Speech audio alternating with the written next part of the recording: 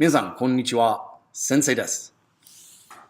This time around, I'd like to talk to you about a new particle, he, or pronounced e when we speak it normally, at normal speed. The particle e marks the location of your movement from one place to another. In other words, aka the place to which you are going, or the place you are coming to, or returning to. For our purposes, in Japanese 1, that means three main verbs that we know from vocab 8, which is 行きます, 来ます, and 帰ります. For example, 学校へ行きます, I go to school. Or パーティーへ来ます, I come to the party. Or I ask somebody, パーティーへ来ますか? Will you come to the party? And last but not least, 家へ帰ります. Right? I'm going to return home.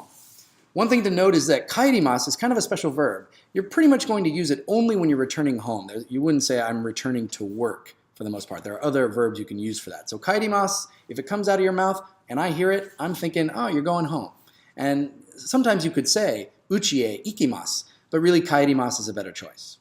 As with the particle を, I want to remind you, keep your verb and its destination nice and close together. You don't want to separate the object of your action in this case. For example, 家族はレストランへ行きます. My family's going to the restaurant. Perfect, natural, solid. That gets the maru. On the other hand, レストランへ家族は行きます. Do you get your meaning across? Yes, but it's a little funky, so we give it the batsu, right? Avoid this. Avoid splitting up your direct object and your verb, and in this case, your location and your verb of movement. One last note.